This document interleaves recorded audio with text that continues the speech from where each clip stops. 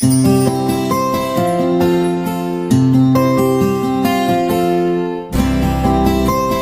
ಮಕ್ಕಳ, ಎಲ್ಲ ಚೆನ್ನಾಗಿದ್ದೀರಾ?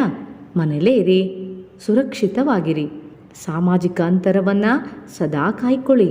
ಹಾಗೆ ಎಲ್ಲ ವಿಡಿಯೋ ನೋಡಿ ಕಾರ್ಯಯೋಜನೆ ಸಿದ್ಧಗೊಳಿಸಿದ್ದೀರಾ ಅಂದ್ಕೋತೀನಿ.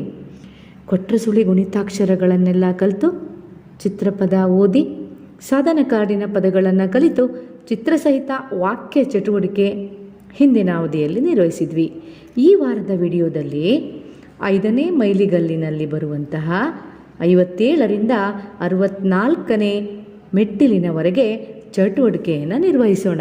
ಮಕ್ಕಳ, ಇಲ್ಲಿ ನೋಡಿ, ಜೋಡಿ ಪೆನ್ಸಿಲ್ ಲೋಗೋದಡಿ 57ನೇ ಮೆಟ್ಟಿಲಿನಲ್ಲಿ ವೃತ್ತದೊಳಗಿನ ಅಕ್ಷರಗಳನ್ನು ಸೇರಿಸಿ ಪದ ಪೂರ್ಣಗೊಳಿಸೋ ಚಟುವಟಿಕೆ ಇದೆ. ವೃತ್ತದೊಳಗೆ ನೋಡಿ, ಇಲ್ಲಿ ವೃತ್ತ ನೋಡಿ, ವೃತ್ತದೊಳಗೆ ಮಾ ಕೊಟ್ರ ಸುಳಿ ಮೃ ಗುಣಿತಾಕ್ಷರವಿದೆ.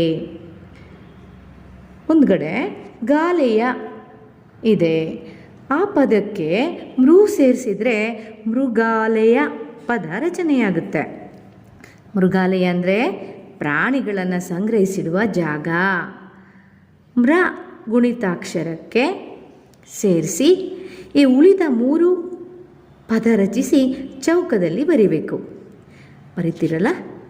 ಹಾಗೆ 2ನೇ ವೃತ್ತದೊಳಗೆ ಕ ಕೊಟ್ರ ಸುಳಿ ಕೃ ಗುಣಿತಾಕ್ಷರವಿದೆ. ನಂತರ ಮೇಲ್ಗಡೆ ನೋಡಿ ಶಿಕ ಅಂತ ಇದೆ.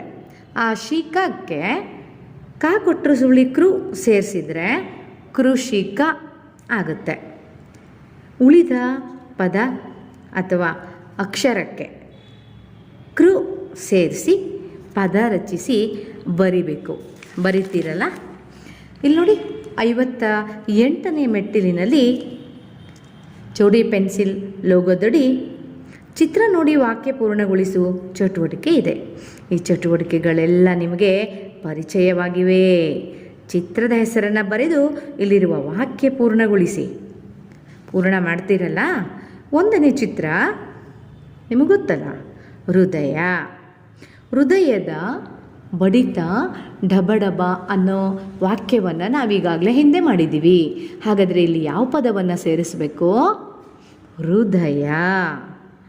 ಉಳಿದ 3 ಚಿತ್ರಗಳನ್ನು ನೋಡಿಬಿಟ್ಟು ಅವುಗಳ ಹೆಸರನ್ನು ಬರೆದು ವಾಕ್ಯವನ್ನು ಪೂರ್ಣಗೊಳಿಸಿ.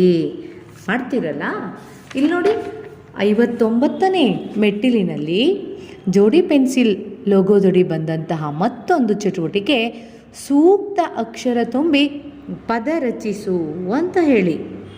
ನೋಡಿ, ಮಾ ಮುಂದೆ ಪಿ ಅಕ್ಷರದ ಕೆಳಗೆ ಖಾಲಿ ಬಾಕ್ಸ್ ಕೊಟ್ಟಿದ್ದಾರೆ. ಇನ್ನೊಮ್ಮೆ ನೋಡಿ, ಮಾ ಮುಂದೆ ಖಾಲಿ ಬಾಕ್ಸಿನ ಮೇಲ್ಭಾಗಕ್ಕೆ ಪಿ ಅನ್ನು ಬರೆದಿದ್ದಾರೆ. ಅಲ್ಲಿ ನೋಡಿ, ಮೇಲ್ಭಾಗದಲ್ಲಿ ತಾ ಕೊಟ್ರು ಸುಳಿತ್ರು, ಮಾ ಕೊಟ್ರು ಸುಳಿ ಮೃ 2 ಅಕ್ಷರವನ್ನು ಬಾಕ್ಸಲ್ಲಿ ಬರೆದಿದ್ದಾರೆ. ಈ 2 ಕೊಟ್ರು ಸುಳಿಯ ಗುಣಿತಾಕ್ಷರವನ್ನು ಮಾತಲ್ಗಟ್ಟಿನೆಳಿಗೆ ಸೇರಿಸಿದರೆ ಯಾವುದು ಅರ್ಥಗರ್ಭಿತ ಪದ ಆಗುತ್ತೆ ಅನ್ನೋದನ್ನು ಯೋಚನೆ ಮಾಡಿ ಬರಿಬೇಕು. ನೋಡಿ, ಮಾಕೆ ಮಾತಲ್ಗಟ್ಟಿನೆಳಿಗೆ ಮಾ ಕೊಟ್ರು ಸುಳಿಯನ್ನು ಸೇರಿಸಿದ್ದೆ ಮಾಮ್ರ ಆಗುತ್ತೆ, ಪಿಮ್ರ ಆಗುತ್ತೆ. ಇದು ಸರಿ ಹೋಗೋದಿಲ್ಲ.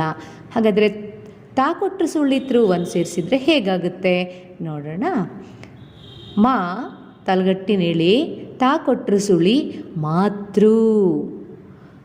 ಪಿಗೆ ಸೇರಿಸಿದ್ರೆ ಪಿತೃ. ನಿಮಗೆ ಗೊತ್ತಿದೆ, ಮಾತೃ ಅಂದರೆ ತಾಯಿ, ಪಿತೃ ಅಂದರೆ ತಂದೆ. ಹೀಗೆ ಉಳಿದ ಎಲ್ಲ ಕೊಟ್ರು ಸುಳಿಯ ಗುಣಿತಾಕ್ಷರವನ್ನು ಅಲ್ಲಿ ನೀಡಿರುವಂತಹ ಮೇಲಿನ ಅಕ್ಷರ ಪಕ್ಕದ ಅಕ್ಷರಕ್ಕೆ 1 ಅಕ್ಷರವನ್ನು ಸೇರಿಸಿದರೆ ಅರ್ಥಗರ್ಭಿತವಾದಂತಹ ಪದ ರಚನೆಯಾಗುತ್ತೆ. ನೀವು ಈ ಪದವನ್ನು ರಚನೆ ಮಾಡಬೇಕು. ಮಾಡ್ತೀರಲ್ಲ? ಇನ್ನು 60ನೇ ಮೆಟ್ಟಿಲು ಸಹ ಅಭ್ಯಾಸ ಪುಸ್ತಕದಲ್ಲೇ ಇದೆ.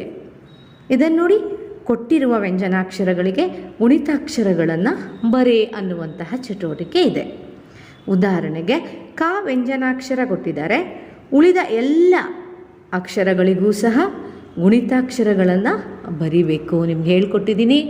ಕ ತಲಗಟ್ಟು, ಕ ತಲಗಟ್ಟಿನೇಳಿ, ಕ ಗುಣಿಸು, ಕ ಗುಣಿಸಿನ ದೀರ್ಘ, ಕ ಕಂಬು, ಕ ಕೊಂಬಿನ ಇಳಿ, ಕ ಕೊಟ್ರು ಸುಳಿ, ಕ ಏತ್ವ, ಕ ಏತ್ವಂದೀರ್ಘ, ಕಾಯಿತ್ವ, ಕ ಓತ್ವ, ಕ ಓತ್ವಂದೀರ್ಘ, ಕ ಔತ್ವ, ಕಾಕೊಂದು ಸೊನ್ನೆ ಕಂ, ಕಾ ಕೇಳ್ ಸೊನ್ನೆ ಕಹ.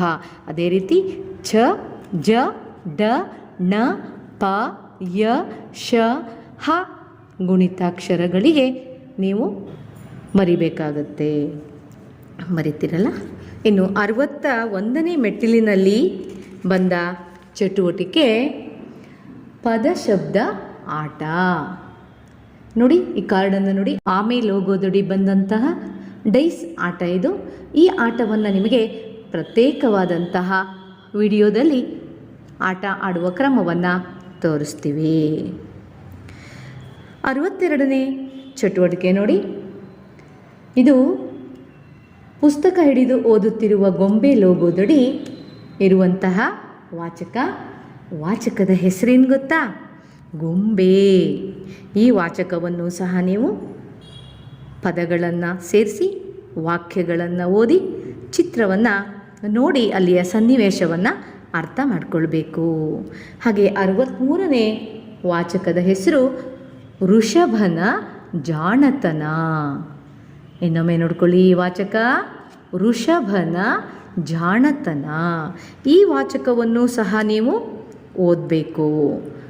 ಇಲ್ಲಿ ನೋಡಿ ಮಕ್ಕಳ, 64ನೇ ಮೆಟ್ಟಿಲಿನಲ್ಲಿ ಬಂದಂತಹ ಚಟುವಟಿಕೆ ನನ್ನ ಸಾಧನೆ. ಇದರ ಲೋಗೋ ಏನು ಗೊತ್ತಾ? ಸಿಂಹ. ಈ ಸಿಂಹ ಲೋಗೋದಡಿ ನೀವು ಏನು ಈ 5 ಮೈಲಿಗಲ್ಲಿನವರೆಗೂ ಕಲ್ತಿದ್ದೀರಲ್ಲ, ನೀವು ಕಲ್ತಿರೋದು ಎಲ್ಲವನ್ನು ಸಹ ಮೌಲ್ಯಮಾಪನ ಮಾಡ್ಕೊಳ್ಳೋದಕ್ಕೆ ಈ ಕಾರ್ಡು ಸಹಾಯ ಆಗ್ತಾ ಇದೆ. ಇಲ್ಲಿ ನೋಡಿ, ಚಿತ್ರಗಳನ್ನು ಕೊಟ್ಟಿದ್ದಾರೆ. ಚಿತ್ರವನ್ನು ನೀಡಿಬಿಟ್ಟು ಮುಂದಿನ ಗೆರೆಯಲ್ಲಿ ಅವುಗಳ ಹೆಸರು ಬರೆಯಲು ಅವಕಾಶ ನೀಡಲಾಗಿದೆ. ಸೂಕ್ತ ಪದವನ್ನು ಬರಿತೀರಲ್ಲ. 1ನೇ ಚಿತ್ರದ ಹೆಸರೇನು ನಿಮಗೆ ಗೊತ್ತಲ್ಲ?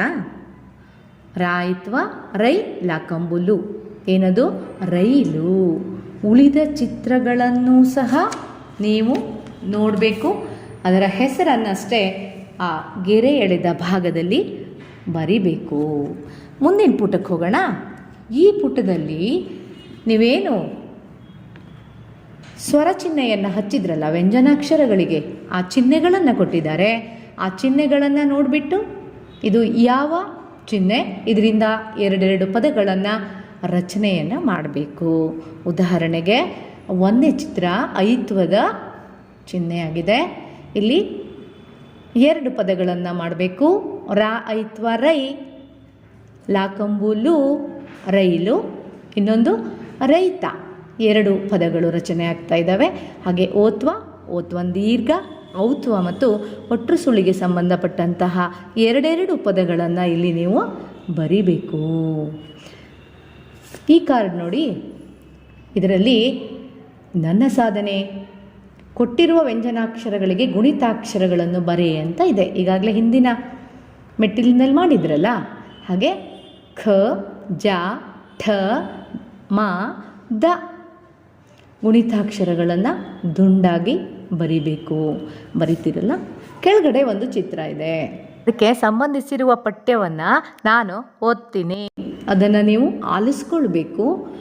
ಮುಂದಿನ ಕಾರ್ಡಿನಲ್ಲಿ ಇರುವಂತಹ ಪ್ರಶ್ನೆಗಳಿಗೆ ಉತ್ತರವನ್ನು ಬರಿಬೇಕು. ಕೇಳಿಸ್ಕೊಳ್ಳಿ ಎಲ್ಲ. ಅಂದು ಭಾನುವಾರ, ಶಾಲೆಗೆ ರಜೆ. ಸಂತೋಷ ಹಾಗೂ ಶ್ರುತಿ ತಂದೆ ತಾಯಿಯೊಂದಿಗೆ ಮೃಗಾಲಯ ನೋಡಲು ಹೊರಟರು.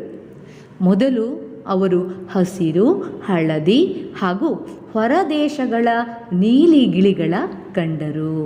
ನಂತರ ಕರಡಿಯ ಪಂಜರದ ಕಡೆ ಹೊರಟರು. ಶ್ರುತಿ ಗುಂಡು ಗುಂಡಾಗಿರುವ ಕರಡಿಯ ಮರಿಯನ್ನು ಕಂಡು ಸಂತೋಷಿತಳಾದಳು. ಹೀಗೆ ಹುಲಿ, ಸಿಂಹ, ಆನೆ, ಒಂಟೆ ಮುಂತಾದ ಮೃಗಗಳನ್ನು ನೋಡಿದರು. ಸಂಜೆಯ ವೇಳೆಗೆ ಸಂತಸದಿಂದ ಮನೆಗೆ ತೆರಳಿದರು. ಆಲಿಸ್ಕೊಂಡ್ರಲ್ಲ. ಇಲ್ಲಿ ನೋಡಿ, 4 ಕ್ವಶನ್ಸ್ಗಳನ್ನು ಕೇಳಲಾಗಿದೆ. ಮೃಗಾಲಯ ನೋಡಲು ಯಾರು ಹೋದರು? ಯಾರು ಹೋದರು ಅಂತ ಆಲಿಸಿದ್ರೆ ಅಲ್ವಾ? ಕೆಳಗಡೆಗೆ ಅದನ್ನು ಬರಿಬೇಕು. 2ನೇದು, ಅವರು ಯಾವ ಯಾವ ತರಹದ ಗಿಳಿಗಳನ್ನು ಕಂಡರು. ಉತ್ತರ ಬರೀರಿ. ಅವರು ಮೃಗಾಲಯದಲ್ಲಿ ಯಾವ ಯಾವ ಮೃಗಗಳನ್ನು ಕಂಡರು? ಮೃಗ ಅಂದರೆ ಪ್ರಾಣಿ, ನಿಮ್ಗೆ ಗೊತ್ತಲ್ಲ. ಯಾವ್ಯಾವ ಪ್ರಾಣಿಗಳನ್ನು ಕಂಡರು ಅಂತ ಬರಿಬೇಕು. ಶ್ರುತಿ ಏಕೆ ಸಂತೋಷಿತಳಾದಳು? ಉತ್ತರ ಬರೀತಿರಲ್ಲ ಮಕ್ಕಳ. ಈ ವಾರದ ನಿಮ್ಮ ಕಾರ್ಯಯೋಜನೆ ಏನಪ್ಪ ಅಂತಂದರೆ, ನನ್ನ ಸದನ ಕಾರ್ಡಿನ 4 ಪುಟಗಳಲ್ಲಿ ಬಂದಂತಹ ಚಟುವಟಿಕೆಗಳನ್ನು ದುಂಡಾಗಿ ಬರೆದು ತರಗತಿ ಶಿಕ್ಷಕರಿಗೆ ನೀಡಿ. ಮುಂದಿನ ಅವಧಿಯಲ್ಲಿ ಮತ್ತೆ ಭೇಟಿಯಾಗೋಣ. ಧನ್ಯವಾದಗಳು.